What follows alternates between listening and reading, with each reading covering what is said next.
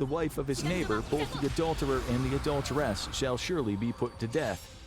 What a turn on that'd be.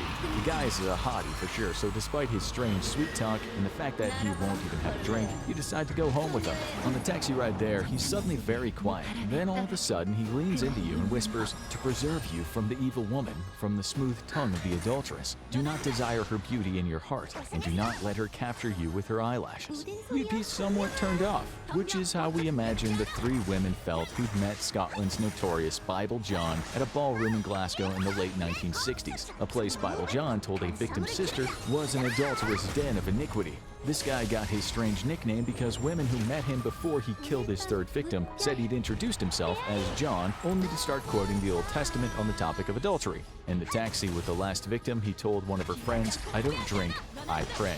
John beat and strangled his dates just minutes from their homes. This should have been a fairly easy case. Many people had seen him. He was obviously very religious. He was young and handsome. A sketch of him was seen by just about every person in Glasgow, while hundreds of men stood in lineups. Yet Bible John disappeared, and he remains on the loose today. Or more likely, he's dead, not in ballroom heaven, but in disco hell.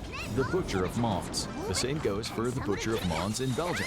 He just disappeared. From January 1996 to July 1997, he dismembered 5 women with what police said was precision skill. The killer put various parts of their bodies into bags, whereafter people found them, some containing feet or a head, and some hands and organs. He didn't even hide the bags, he just left them close to the road.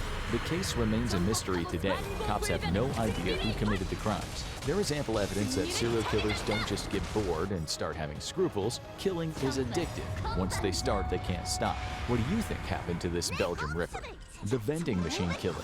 It was a similar story for cops in Japan, who investigated a case in the 1980s in which 12 people were murdered and 35 more were made seriously ill when a killer put poisoned drinks in the troughs of vending machines. The victims would buy a drink and then discover there were 2 drinks in the trough, possibly believing they got 2 for 1. Unbeknownst to the victim, the free one had been laced with dangerous herbicides. This man became known as the vending machine killer.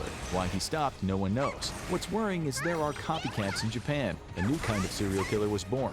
The New York Times in 1985 quoted a Japanese psychologist who said there was a new breed of thrill-seeking criminal in Japan known as Yukai-Han. The psychologist said they cynically enjoy superiority by imagining the victims groaning and do not feel any remorse.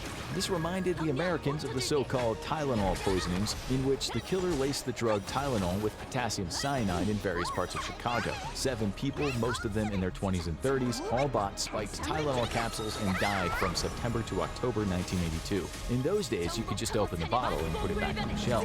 Mary Lynn Reiner bought some regular Tylenol capsules at Frank's Finer Foods, took 2, and fell into a coma. Teresa Janis took 1 pill around dinner time. She told her husband Frank her chest hurt. She was dead just after midnight.